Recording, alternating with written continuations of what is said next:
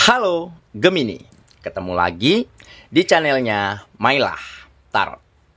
Gemini, apa kabar kamu hari ini?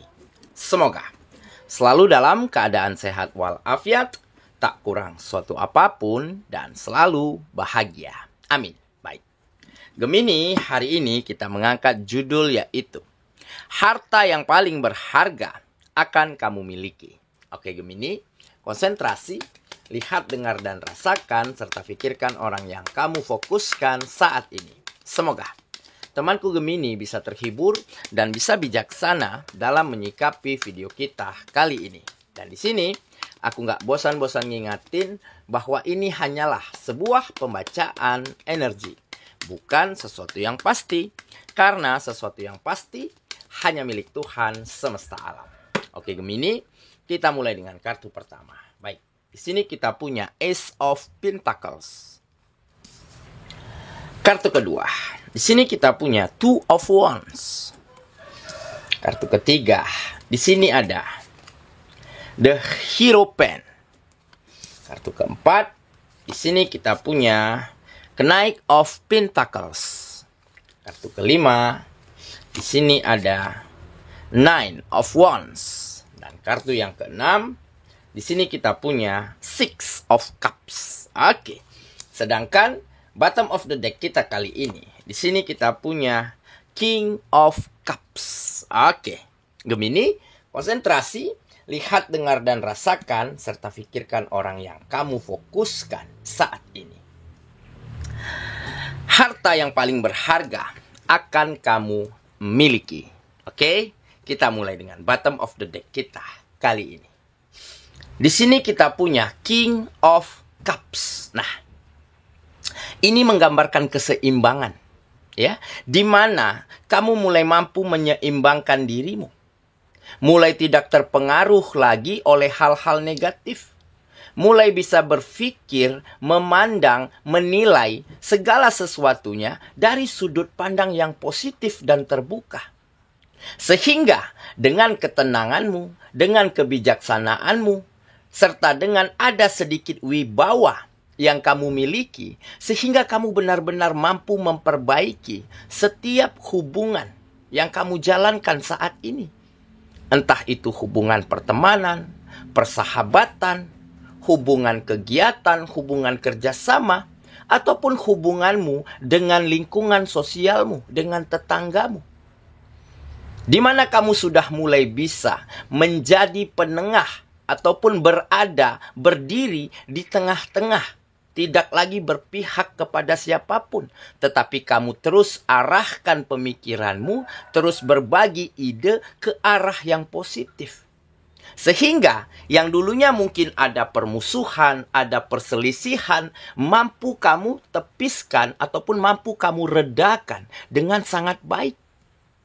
Ya, kamu coba memaafkan, coba bersabar, coba memaklumi setiap hal-hal yang negatif dulunya yang terjadi. Nah, dengan pola pikir ataupun cara pandang yang seperti inilah, akhirnya orang-orang yang ada di sekitarmu menjadi semakin percaya bahwa kamu orang yang berkualitas. Dan mereka akan semakin nyaman, semakin senang, ataupun semakin ada saling respect, saling harga menghargai untuk satu sama lainnya. Sehingga hubungan inilah yang menjadi hubungan yang sangat membangun. Hubungan yang sangat positif, di mana ada ide, ada gagasan, ada topik-topik yang dibahas, yang dibicarakan untuk kemajuan, untuk perkembangan bersama. Jadi bukan justru menceritain orang lain, bukan justru adu domba, bukan justru menceritakan atau mencari-cari kesalahan dan kekurangan orang lain. Nah, dengan keseimbangan inilah akhirnya kamu memiliki kembali hubungan-hubungan yang harmonis, hangat, ya, dan cair begitu. Sehingga hal inilah mungkin yang menjadi salah satu harta berharga yang kamu miliki. Jadi harta berharga bukan saja dalam bentuk uang, dalam bentuk kemewahan, tetapi hubungan yang baik, silaturahmi yang positif, hal ini juga menjadi salah satu berkah, menjadi salah satu keuntungan ya, yang kamu miliki saat ini. Sehingga setiap langkahmu ke depannya, kamu akan dipermudah, akan banyak support, akan banyak dukungan. Sehingga nantinya akan ada kemajuan dan perkembangan dari kegiatan-kegiatanmu. Nah, dari situlah tentunya kamu akan mampu membahagiakan kembali ya orang-orang yang kamu sayangi seperti keluarga, pasangan, orang tua. Karena mungkin sudah ada kemajuan secara kegiatan dan ujungnya berimbas kepada finansial yang kembali stabil. Oke, nah dengan begitu hubungan keluargamu, hubungan asmaramu, hubungan antara kamu dan orang tercinta akan semakin hangat dan harmonis. Nah ini juga menjadi salah satu harta yang paling berharga yang mungkin sebentar lagi ataupun kedepannya akan kamu miliki di dalam kehidupanmu. Oke, itulah bottom of the deck kita kali ini. Kita mulai dengan kartu pertama. Di sini kita punya Ace of Pentacles. Nah, benar kan? Ini menggambarkan peluang.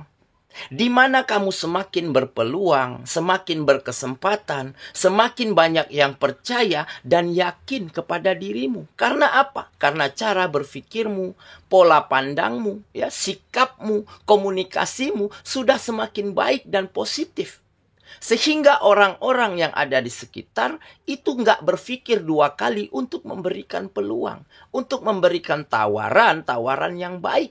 Sehingga hal inilah yang akan membuat keuanganmu, membuat finansialmu kembali mengalir deras. Ya, seperti yang mungkin dulunya selangnya itu mampet, ya, aliran airnya itu sedikit seret. Nah, baru-baru ini ya alirannya begitu deras dan lancar. Nah, ini menggambarkan ya rezekimu akan kembali mengalir deras setelah ada peluang, setelah ada kesempatan, dan ini datang bukan dengan begitu saja. Ya, ini datang karena hubunganmu baik, hubunganmu hangat dan harmonis kepada siapapun, ya, tempat kamu melakukan kegiatan. Nah, inilah salah satu keuntungan. Ya, salah satu keuntungan memiliki silaturahmi yang baik, memiliki hubungan-hubungan yang bisa dikatakan positif dan sama-sama ingin maju dan berkembang. Oke, kita lanjut ke kartu yang kedua. Di sini kita punya Two of Wands. Nah, benar kan? Jadi mungkin kamu telah banyak belajar ya dari keadaanmu yang lalu.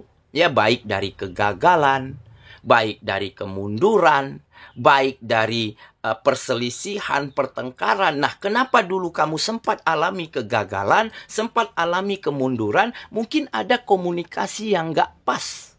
Mungkin ada perselisihan paham begitu. Sehingga kegiatan yang kamu jalani tentunya akan berat sebelah. Ya, di saat kamu berjuang mati-matian, sedangkan lingkungan kegiatanmu biasa-biasa saja. Nah, ini tentunya sistem nggak support. Nah, makanya ada kegagalan, ada kemunduran. Makanya kamu belajar dari situ.